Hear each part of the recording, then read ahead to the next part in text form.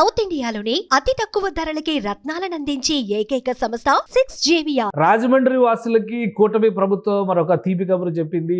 పుష్కరాలు రాబోతున్నటువంటి నేపథ్యంలో రాజమండ్రి రైల్వే స్టేషన్ని పూర్తి స్థాయిలో అధునాతన వసతులతో సమకూర్చేందుకు కావాల్సినటువంటి ప్రణాళికని అమలు చేయబోతోంది. వాస్తవానికి భారత అమృత్ రైల్వే స్టేషన్స్ పథకం కింద రాజమండ్రిని గతంలోనే ఎంపిక చేసింది. 250 కోట్ల రూపాయల నిధులతో ఈ రైల్వే స్టేషన్ని అభివృద్ధి చేయాలని చెప్పని భారత ప్రభుత్వం భావించింది. అయితే అనూహ్యంగా ఈ మధ్య కాలంలో జరిగినటువంటి పరిణామాలు, అలానే కూటమి ప్రభుత్వం అధికారంలోకి ఆంధ్రప్రదేశ్లో వచ్చినటువంటి నేపథ్యం, డబుల్ ఇంజిన్ సర్కార్ ప్రయోజనాలు, రాజమండ్రి నుంచి బీజేపీ ఎంపీ పురంధేశ్వరి అక్కడ ప్రాతినిధ్యం వహించడం అనేది కూడా కలిసి వస్తున్నటువంటి అంశంగా కనిపిస్తుంది. రాజమండ్రిలో ప్రస్తుతం ఉన్నటువంటి రైల్వే స్టేషన్ స్వరూపాన్ని చూస్తే ఇది మనం అర్థం చేసుకోవచ్చు. ఈ రైల్వే స్టేషన్ని పూర్తి స్థాయిలో ఆధునికీకరించడానికి కావాల్సినటువంటి వసతులపైన ప్రభుత్వం దృష్టి పెట్టింది. 271 కోట్ల రూపాయలని ప్రత్యేకంగా పుష్కరాల పనులు ప్లస్ రాజమండ్రి రైల్వే స్టేషన్ అభివృద్ధికి కేటాయించింది. అంటే దాదాపు 21 కోట్ల రూపాయలని అదనంగా దీనికోసం కేటాయించింది.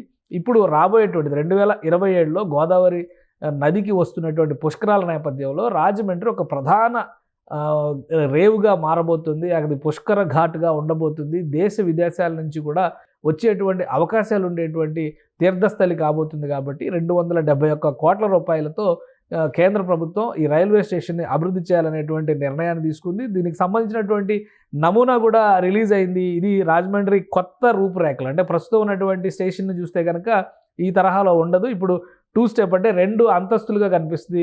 గ్రౌండ్ ప్లస్ ఫస్ట్ ఫ్లోర్ అన్న రీతిలో దీన్ని డిజైన్ చేయబోతున్నారు. ఈ డిజైన్లకు కూడా అప్రూవల్ వచ్చేసింది. కాబట్టి ఈ తరహాలో 2 ఏళ్ల టైం బౌండ్లో ఈ మొత్తం రాజమండ్రి రైల్వే స్టేషన్ని డెవలప్ చేసేటువంటి బాధ్యతని కేంద్ర ప్రభుత్వం రైల్వే శాఖ తీసుకుంటుంది.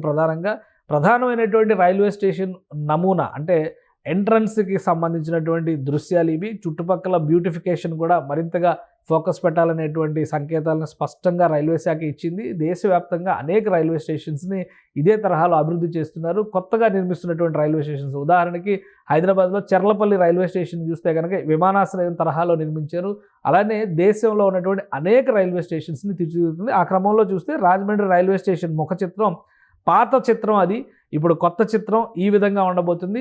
దీంతోపాటు పెద్ద ఎత్తున భవన సముదాయాలను కూడా ఇక్కడ డెవలప్ చేయబోతున్నారు. యాత్రికులకి, దూర ప్రాంతాల నుంచి వచ్చేటువంటి యాత్రికులకి అక్కడ స్టే చేయడానికి కావాల్సినటువంటి వసతులు, ఇతర రైల్వే శాఖకు సంబంధించినటువంటి వసతులు, వీటన్నింటిని దృష్టిలో పెట్టుకొని ఇది ఓవరాల్గా ఏరియల్ వ్యూ మనం ఒకసారి చూస్తే కనుక ఇది మొత్తం కమర్షియల్ స్పేస్ కింద డెవలప్ చేస్తారు. ఈ రైల్వే స్టేషన్కి సంబంధించి ఇక్కడ మాల్స్, అంటే టూరిస్ట్ అట్రాక్షన్స్ కూడా ఉండే విధంగా రైల్వే శాఖ దీన్ని డిజైన్ చేసింది. మొత్తం ఈ ప్రాజెక్ట్ అంతటికీ కలిపి ప్రధాన రైల్వే స్టేషన్కే 271 కోట్ల రూపాయలని కేటాయించారు. కాబట్టి ఈ పరిసర ప్రాంతాల రూపురేఖలన్నీ కూడా పుష్కరాలకు వచ్చేటువంటి యాత్రికులకి కొత్త అనుభూతిని ఇవ్వబోతున్నాయి.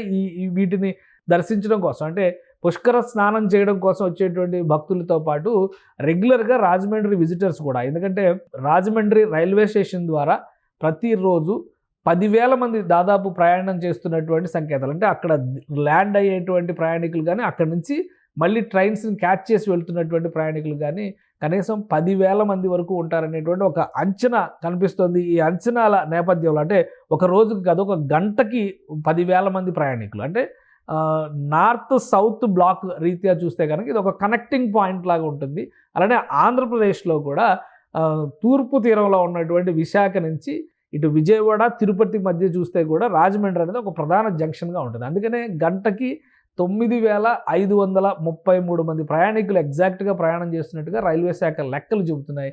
అలానే పుష్కరాల సమయంలో ఈ రద్దీ కనీసం 50 రెట్లు పెరిగేటువంటి అవకాశం ఉంటుంది. అంటే గంటకి 40 నుంచి 50,000 మంది ల్యాండ్ అయ్యేటువంటి అవకాశం ఉంటుంది రాజమండ్రి రైల్వే స్టేషన్లో.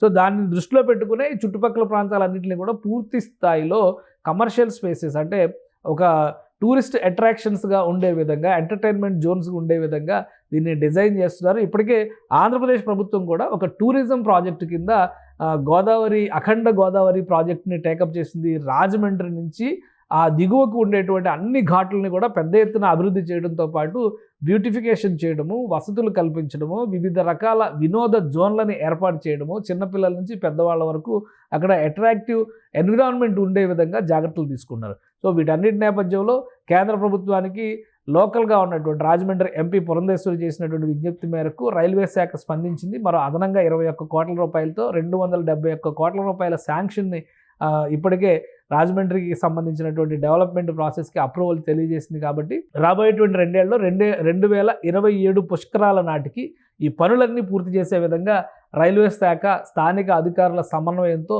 ముందుకు తీసుకెళ్లబోతుంది. ఇక నుంచి రాజమండ్రికి వెళ్ళేటువంటి ప్రతి ఒక్కరికి కూడా రాజమండ్రి గత వైభవాన్ని సూచించే విధంగా ఇక్కడ ఏర్పాటు చేయబోయేటువంటి కొత్త రైల్వే స్టేషన్ ఒక అట్రాక్షన్గా మారబోతుంది. సుమన్ టీవీలో మీ పర్సనల్ అండ్ బిజినెస్ ప్రమోషన్స్ కోసం కింది నెంబర్కి కాంటాక్ట్ చేయండి.